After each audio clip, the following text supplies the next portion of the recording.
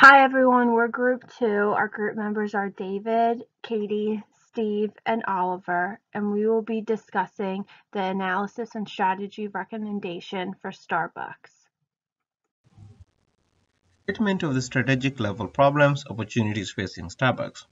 So Starbucks has been a leader in the premier coffee business for some time now. However, Starbucks seems to have reached its ceiling and is faced with a situation where they have to consciously adjust to make its stores even more elegant that welcomes, rewards, and surprises its customers. The questions we intend to answer in this presentation are: what does Starbucks need to do to improve its image even better? How do Starbucks expand its customer base? What new or different strategic paths should Starbucks pursue to achieve its objective of becoming the most recognized and respected brand in the world?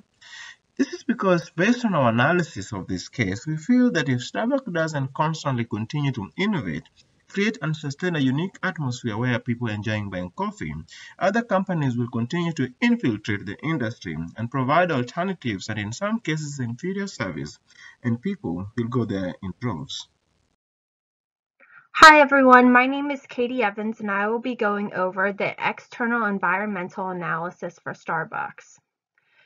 As founder and CEO of Starbucks, Howard Schultz stated, Starbucks is not in the coffee business to serve people, but in the people business serving coffee. They have always focused on premium coffee, superior service, and upscale experience, which has led the corporation to significant growth. In the past 2 decades, McDonald's and Dunkin' Donuts entered the premium coffee industry and significantly disrupted the market. Consumers shifted as they became more price sensitive, and other consumers chose to purchase a specialty coffee appliance at home instead of Starbucks.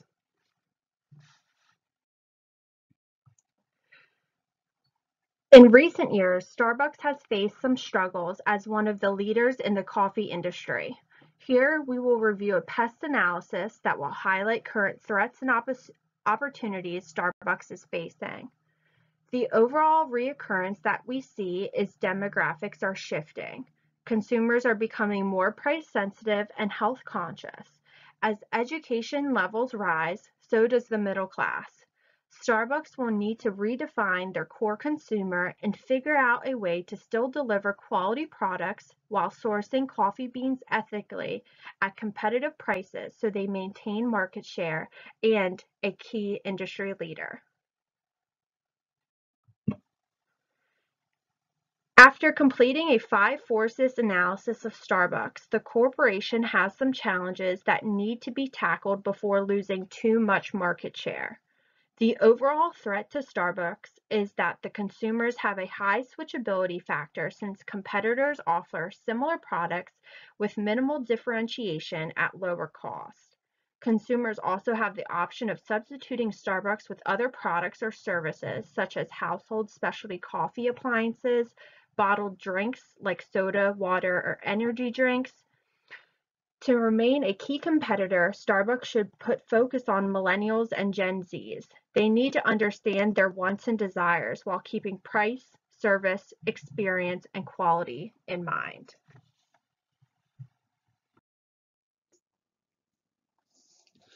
Let's jump into the internal analysis of our brand, the Starbucks brand, using the VRIO framework.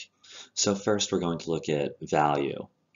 Our brand differentiates itself from other brands, allowing us to sell our coffee at a premium price for higher profit margins, but this only appears to be true competitive advantage in decent economic times. Our brand has actually created some challenges overseas, through no fault of our own sometimes. Just because we have a Western brand, we're having difficulty fully integrating into countries like China, for example. And also, we believe that through oversaturation, our brand has lost some of its value. However, the rareness of our brand itself is unique in both domestic and global markets. Other than our own oversaturation, there really is nothing quite like the Starbucks brand. And so we can utilize that to our advantage when possible.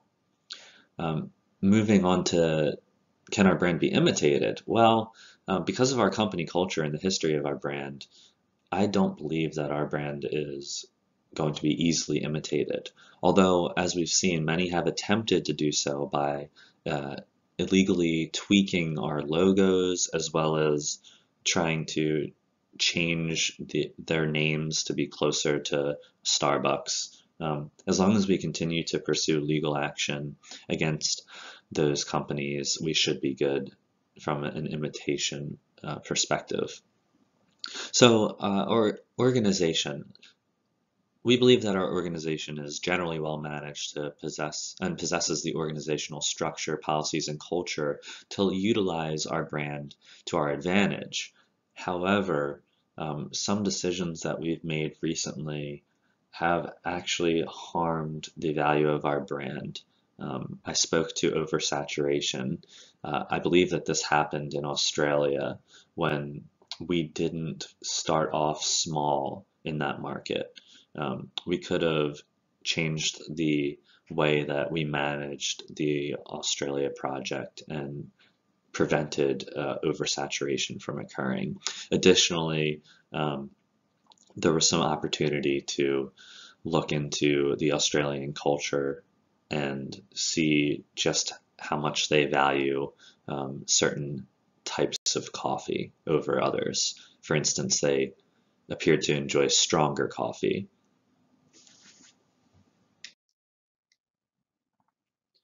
Moving on to how we provide value to our clients.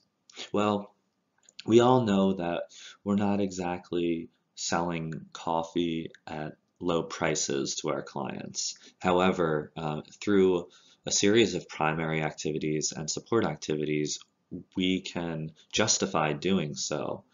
So let's talk about where customers get value from our products. Through inbound logistics, they get value because we carefully choose our coffee bean suppliers. And through the support activity of procurement, we're making sure that suppliers value integrity and quality in order to work with us. Through operations, we make sure that our roasting process is high quality. We do this through human resource management by making sure that our roasters are highly skilled, highly trained, and that they have the integrity to know that if they mess up a roasting bean batch, that batch isn't going to continue down our process to the end client. We don't want that. We'd rather them throw it away, and they're trained to know to do so. Through outbound logistics, we make sure that our clients receive value because we package our coffee beans in specially sealed bags. We want to allow our coffee beans to retain flavor. This is something that our competitors may not do, and because we do it, the customers are willing to pay a little more. We also provide value through marketing and sales. We want to make sure that we're offering specialty products to our customers. We don't just want them to walk in and get a regular cup of coffee. We're asking our employees, we're asking our technology management, innovations and R&D teams to come up with really great specialty products. We also are using store value cards as part of a marketing strategy, which increases repeat customers and introduces new customers to our brand. Additionally, through our high quality service, we are increasing the value to customers. This yes mentality that we've trained our baristas to have, where they actually customize whatever sort of drink that our customer can want, really helps the customer experience and makes it unique. We also have periodic reviews of quality at different sites, and we, through human resource management, we award sites with excellent service. We also have ongoing training opportunities, which through human resource management, we have educational coffee programs, and we have employee programs and training programs, which have actually dramatically improved our retention rates, and that makes it so we have more highly skilled, long-standing baristas, and that makes it so they know exactly what they're doing, they can develop relationships with customers, and the customer experience is greatly improved. As we move on to the internal analysis, balanced scorecard, here's how we help the customer from our perspective. Well, we offer high quality product and a superior purchasing experience at a higher price to the customer.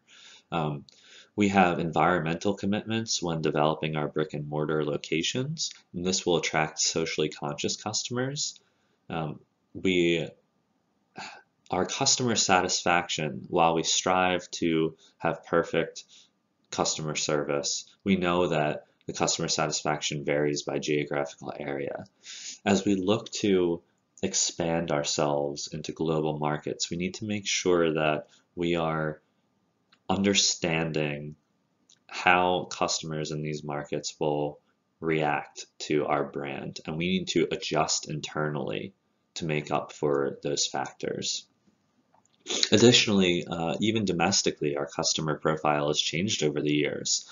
So our value proposition of a higher price, high quality experience may need to be altered eventually, especially given the millennial population. We've seen this a bit with our value pairings, where we've combined a drink and a food item for a reasonable price. And hopefully we can continue to explore these sorts of trends.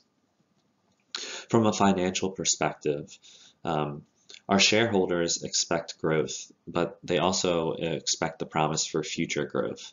While our revenues have increased from both a US and international perspective every year from 1992 to 2008, our same store sales began to decrease in 2008.